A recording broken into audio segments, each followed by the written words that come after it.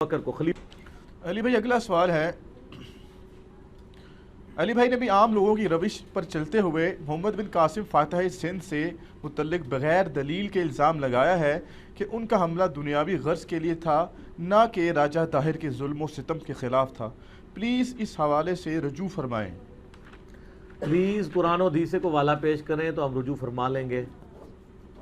آپ بھی تاریخ بیان کر رہے ہیں اور میں بھی تاریخ بیان کر رہا ہوں، تو رجوع کس بات کا؟ رجوع صورت میں ہوگا جب آپ قرآن و حدیث بیان کریں اور میں تاریخ بیان کروں۔ جس طرح کہ میں کربلا کے اوپر بخاری مسلم سے حدیثیں بیان کرتا ہوں، آپ تاریخ بیان کرتے ہیں، تو وہ تو رجوع بنتا ہے۔ تاریخ میں تو گڑبڑ ہوئی ہوئی ہے، احادیث اسناد کے ساتھ ہے۔ قرآن و حدیث کے اسلوب میں یہ بات بیٹھتی نہیں ہے۔ اس کی وجہ یہ ہے کہ بخاری مسلم کی روشنی میں نے آل امیہ کے بارے میں جو کچھ بیان کیا ہے، جو کچھ وہ اپنے دور ملوکیت کے اندر کرتے تھے مسلمانوں کے ساتھ، مکہ مدینے کے مسلمانوں کے ساتھ،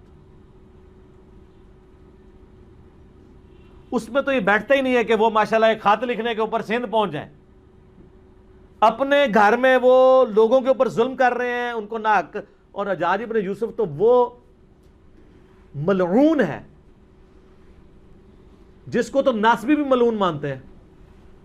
صحیح مسلم میں حدیث ہے کہ بنو ثقیف میں ایک کذاب پیدا ہوگا اور ایک ظالم، اور اسما بنت ابی بکر کہتی ہیں اے حجاج ابن یوسف، کذاب تو ہم دیکھ چکے، ظالم شخص تو ہے جس کے بارے میں نبی علیہ السلام نے فرمایا تھا۔ یہ صحیح مسلم میں ہے۔ میرا یوٹیوب پہ آپ کلپ دیکھ لیں، لاکھوں لوگوں نے دیکھا ہے۔ آل امیہ کا دہشت گرد حجاج ابن یوسف 5 لاکھ سے زیادہ لوگ دیکھ چکے ہیں۔ پوری اسلامک ہسٹری میں نے 15 منٹ کے اندر کور کر دی ہے، 100 سال کی آپ کو، اور تاریخ سے نہیں، بخاری مسلم کی حدیث کی روشنی میں۔ تو وہ حجاج ابن یوسف، اس کا بھتیجا محمد بن قاسم یہاں لوگوں کی داد رسی کے لیے پہنچے گا، جو وہاں اہل بیت کو قتل کروا رہے ہیں، صحابہ کے قاتل ہیں۔ سر بخاری اٹھا کے دیکھیں، حضرت انس بن مالک جو ہیں وہ کتنے پریشان ہوا کرتے تھے کہ ہم پہ یہ کون سا خبیث مسلط ہو گیا حجاج ابن یوسف جو مسلمانوں کے اوپر ظلم کرتا ہے۔ ان لوگوں نے جا کے یہاں پہ فریادیں سننی تھی۔ ہاں آپ کو کہانیاں کرا دی گئی ہیں، اب وہ کہانیاں، آپ جیسے نور الدین زنگی کا ایک کہانی والا واقعہ آپ کو بیان کر دیا ہے کہ جی وہ یہودی حضور کی جسم مبارک قبر سے نکالنے لگے تھے، وہ ڈرامہ بھی بن گیا۔ اب لوگ کہتے ہیں جی علی بھائی کہتے ہیں غلط ہے، ہم نے تو ڈرامہ دیکھا ہے، تو ڈرامہ ہی دیکھا جی نا، اس کی تو سند ہی کوئی نہیں ہے۔ سمودی نے وہ 500 سال کی سند ہی بیان نہیں کی ہے، اور پھر معذرت کے ساتھ بریلویوں کے تو عقیدے کے خلاف ہے۔ کیا رسول اللہ نور الدین زنگی کے محتاج ہیں اپنی قبر مبارک میں اپنے جسم کی حفاظت کے لیے؟ اللہ کدھر گیا؟ فٹ ہی نہیں بیٹھتا، جھوٹ ہے۔ اور پھر میں ایسے پوچھتا ہوں کہ جب یزید نے 3 دن تک مسجد نبوی میں گھوڑے باندھے ہیں، اس وقت نور الدین زنگی کدھر تھا؟ اور نماز نہیں ہوئی ہے، اس وقت زمانے میں کوئی نور الدین زنگی نہیں تھا۔ اور جب خانہ کعبے پہ صحیح مسلم میں آتا ہے کہ چڑھائی کی حجاج ابن یوسف نے، اور یزید کے دور میں بھی چڑھائی ہوئی اور خانہ کعبہ کا غلاف جل گیا، ایک دیوار بھی ڈیمیج ہو گئی، اس وقت کدھر تھا نور الدین زنگی؟ اور دنیا بقدر ایفٹ ہے۔ وہ ابابیل والا ایک ہی واقعہ ہوا ہے، بخاری میں حدیث ہے کہ قرب قیامت میں ایک کالا حبشی پتلی ٹانگوں والا کعبے کی اینٹ سے اینٹ بجا دے گا۔ اللہ نے دنیا بقدر ایفٹ رکھی ہوئی ہے۔ تو یہ حجاج ابن یوسف کے ظلم کی ایک پوری داستان ہے، اس کا یہ بھتیجا ہے محمد بن قاسم۔ دوسری طرف اہل سنت اہل تشیع کی دونوں کی تاریخ کی کتابیں اٹھائیں، حدیث میں تو ان کے پلے بھی کوئی شے نہیں نا، کس حدیث میں محمد بن قاسم کا نام آیا؟ تاریخ سے ہی پیش کرتے ہیں، تو تاریخ یہ بھی تو سنیں نا۔ تاریخ دمشق کے اندر ابن عساکر کی، تاریخ بغداد کے اندر خطیب بغدادی کی، اور تاریخ یعقوبی جو سنی اور شیعہ دونوں مانتے ہیں، ان تینوں تاریخ کی کتابوں میں کم از کم 5 اصحاب کا ذکر ہے جو سندھ سے جا کے نبی علیہ السلام کے ہاتھ پہ کلمہ پڑھ کے مسلمان ہوئے ہیں۔ یہاں پہ 5 صحابہ آئے ہیں نبی علیہ السلام کے، تو اسلام تو اسی زمانے میں آ گیا تھا۔ اور حضرت عثمان کے دور میں بلوچستان کا کتنا ایریا فتح ہو چکا تھا، رشیا افغانستان حضرت عثمان کے دور میں فتح ہوا ہے۔ بخاری میں موجود ہے کہ ہم رومن اور پرشین امپائر جب گری، اس کے بعد وہاں کے لوگوں کو ہم نے ابھارا کہ ہم نے آذربائیجان اور یہ ساری فتوحات کرنی ہے حضرت عثمان کے دور میں۔ اسلام تو آ چکا ہوا تھا یہاں پہ، اور صوفیاء اپنے چکر میں ڈالتے ہیں ہم اسلام لے کے آئے۔ ناصبی محمد بن قاسم کو لے کے آتے ہیں، جی وہ آیا تھا، اور وہ آیا اس لیے تھا میرے بھائی وہاں سے جو اہل بیت تھے وہ اپنی جانیں بچا کے ہجرت کر کے سندھ میں آئے تھے، راجہ داہر نے ان کو پناہ دی ہوئی تھی، تو وہ کہتا تھا ہمارے بندے واپس کرو، اور سر آپ سندھ میں آج چلے جائیں، سندھیوں سے ان کی ہسٹری پوچھ لیں۔ میں اکثر کہتا ہوں اللہ کے بندوں، پاکستان کی ساری کتابوں میں یہ لکھ دینا کہ پاکستان جو ہے محمد علی جناح نے سیکولر سٹیٹ بنائی تھی، کوئی فرق نہیں پڑتا۔ آج لوگ زندہ ہیں جنہوں نے محمد علی جناح کی تقریریں سنی ہوئی ہیں، یہ عملی تواتر سے ٹرانسفر ہو رہی ہے۔ اور یہ کہ جی مسلمانوں کا قتل عام ہوا تھا، یہ کتابوں سے نکال بھی دیں تو وہ مسلمان تو نسل در نسل رہیں گے نا۔ کسی کی دادی مری ہوئی ہے، کسی کا دادا مرا ہوا ہے، جب وہ اپنی اولاد میں ٹرانسفر، آج بھی جتنے مہاجرین ہیں 70 سال ہو گئے، آپ ان سے پوچھیں وہ بتائیں گے کہ ہمارا، کوئی کہے گا میرا دادا قتل ہوا تھا، کوئی کہتا ہے میرا پردادا قتل ہوا تھا۔ آپ 200 سال بعد بھی چلے جائیں گے نا، وہ بتائیں گے ہمارے ابا اجداد کو قتل کیا گیا تھا۔ اس کے لیے آپ کو ہسٹری کی کتاب پڑھنے کی بھی ضرورت نہیں ہے۔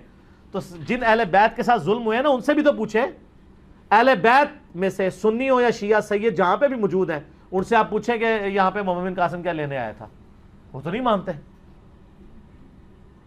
وہ تو کہتے ہیں ہمارے ساتھ ظلم کیا ہے، اور تاریخی کتابوں میں بھی موجود ہے، اور پریکٹیکلی حجاج ابن یوسف کا پورا کریکٹر ہے۔ اور سر جو اپنے ملک کے اندر 2 نمبری کر رہے ہیں اور دوسرے ملکوں میں جا کے ماشاءاللہ لوگوں کی حفاظت کریں گے، وہ یہ فٹ ہی نہیں بیٹھتا۔ تو سندھیوں کو پتا ہے کہ وہ کیا کر کے گیا ہے۔ اور پھر آپ کو سب کو یہ پتا ہے کہ جب محمد بن قاسم نے سندھ کا وہ علاقہ فتح کیا تھا تو اس کے بعد آپ کو بتایا جاتا ہے کہ پھر بعد میں محمد بن قاسم کو واپس بلا کے جیل میں ڈال دیا گیا۔ یہ اس ڈرامے میں بھی دکھایا گیا جو محمد بن قاسم پہ ڈرامہ بنایا تھا پی ٹی وی نے۔ ہم یہ پوچھتے ہیں کہ محمد بن قاسم کو جیل میں نے ڈلوایا تھا، انجینئر صاحب کی ویڈیوز دیکھنے والوں نے ڈلوایا تھا، وہ جیل میں کیوں ڈالا گیا تھا؟ اس لیے کہ پیچھے خلیفہ چینج ہو گیا تھا۔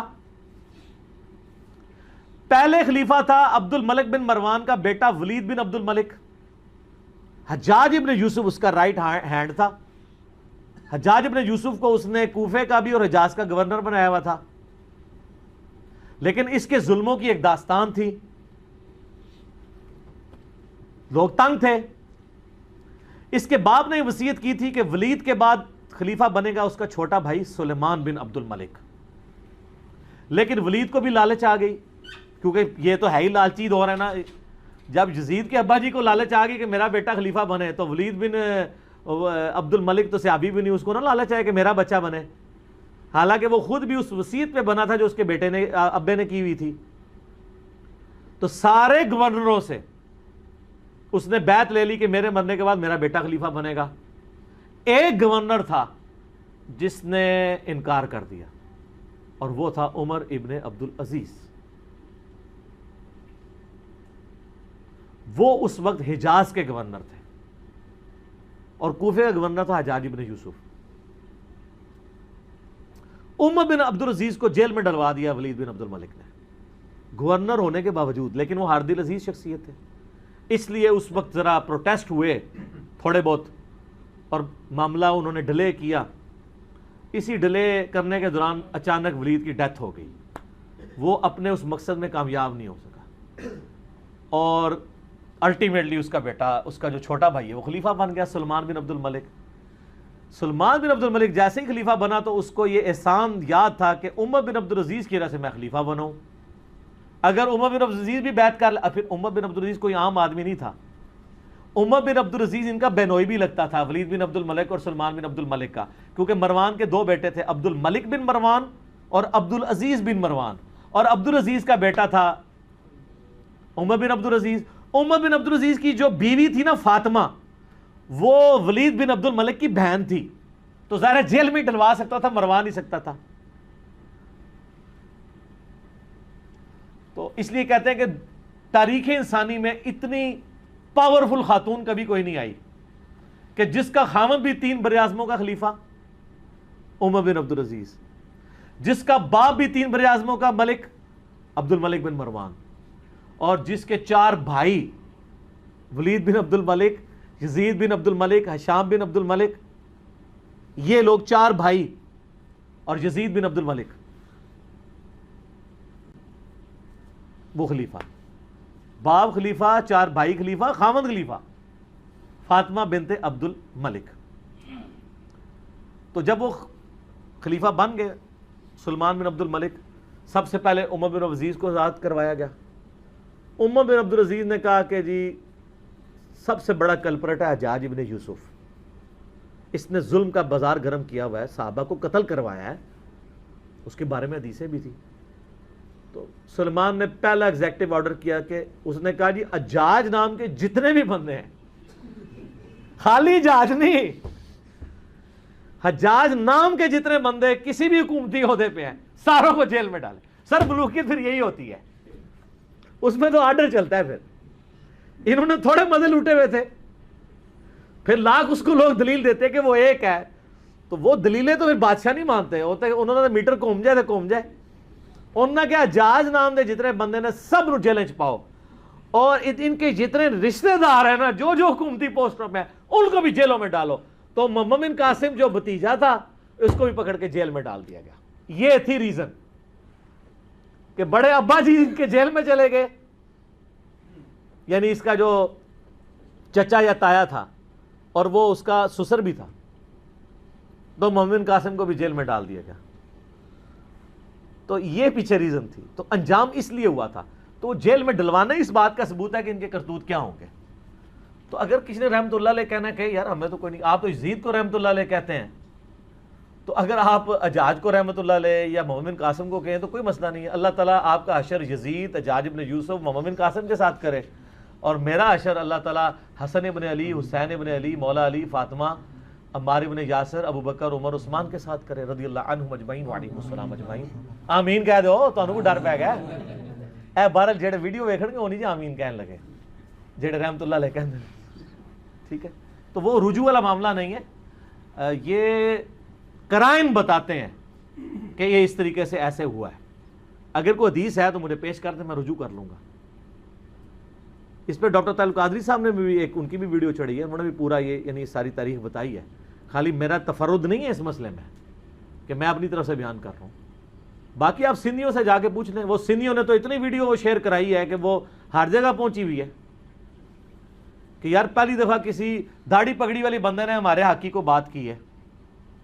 خام خواہ مطلب ان لوگوں نے اس کو ہیرو بنایا ہوا تھا، اس نے تو ہمارے ساتھ یہ کیا ہے. ادھر میں یعنی کافروں کی نہیں بات کر رہا، مسلمانوں کی. ٹھیک ہو گیا.